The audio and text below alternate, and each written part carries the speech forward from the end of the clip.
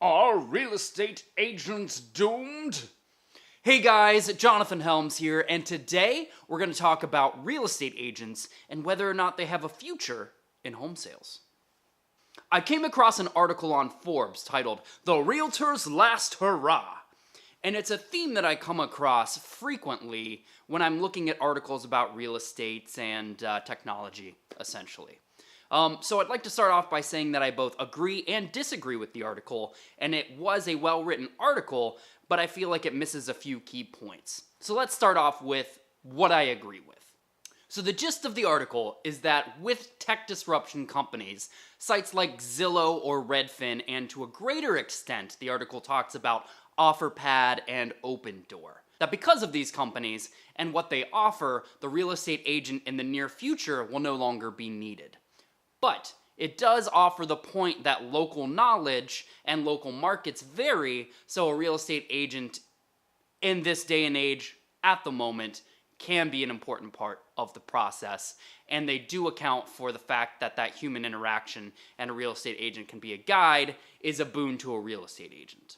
So, let's start with what I agree with. Do I personally feel that real estate agents are in imminent danger of losing their jobs?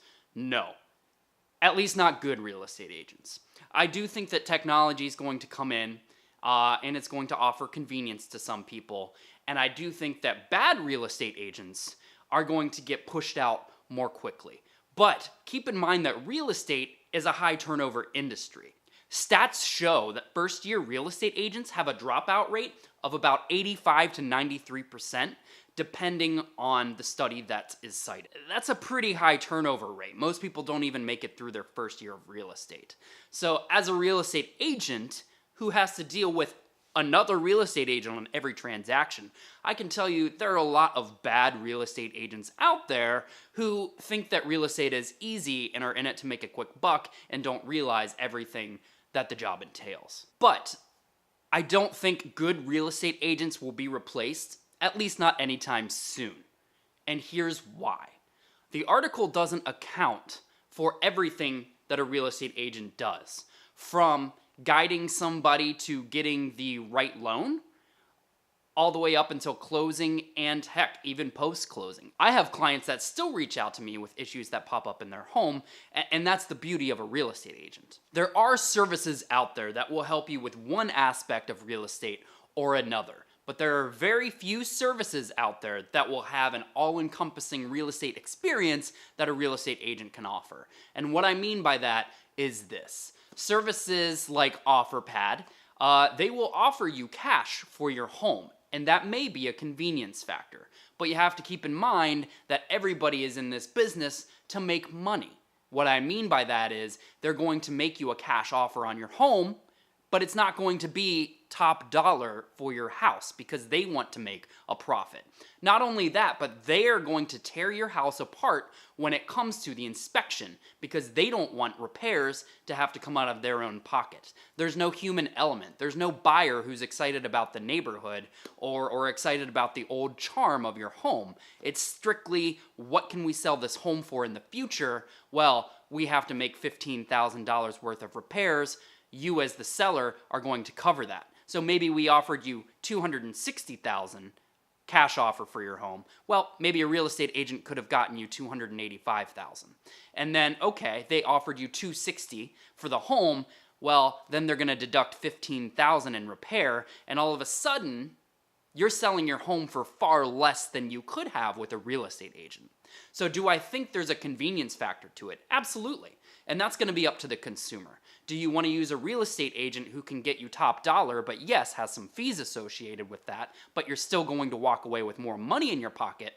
Or let's say you're moving out of state, you want the convenience factor, you just want to sell the home, get it done, you don't really care about how much money you're walking away with? Maybe that service is for you. If you sell your home through a service that's touted as convenient, they're not going to be looking out for your best interest. And that's what a real estate agent is for. We actually have a built-in code of ethics, a fiduciary responsibility to represent your best interests as a buyer or seller. And as nerdy as it is, that's the best part of the job. We can be held accountable for not holding your best interests at heart.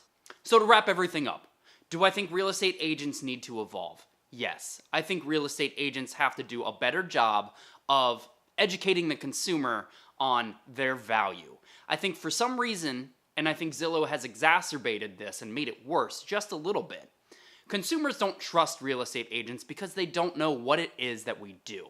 They think we show them a house and then we make big bucks when they put an offer in on that house. And that's just not the case. I have clients that I work with for 6 months or a year, and I show them dozens and dozens and dozens of homes. And it's just not a quick buck industry. That's just not how it works. If I had to let people know one thing about real estate, it would be this. We're here to make sure that you get the right house for the right price with the repairs that you need to keep you and your family safe before closing. We're here to make sure that you're happy, you're protected, and you're well taken care of throughout every step of the process. And that is the real job of a real estate agent. That's it for this week. Thank you for watching, guys. If you liked what you heard and you liked what you saw, feel free to give me a like, subscribe, or comment on what I can do better or things that you want to know about. Now, if you like what you heard or you think somebody else needs to hear it, feel free to share away. My job here is consumer education because I don't feel like enough people know enough about the real estate process. So that's why I'm here. So please like, subscribe, share, and help me grow. Thank you guys. Thank you for tuning in, and I'll see you next week. So if you're still watching, this next part's just for fun.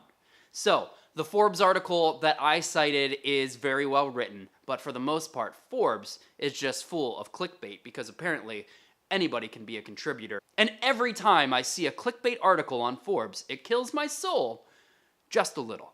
So here we go. Here are some award-winning titles from their clickbait articles. Galaxy S9 cancellation reveals Samsung's nasty surprise. Apple iOS 11.4 has a nasty surprise.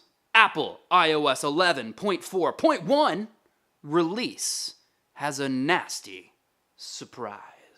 Google leak confirms Pixel 3 has a nasty surprise. Nasty. Nasty.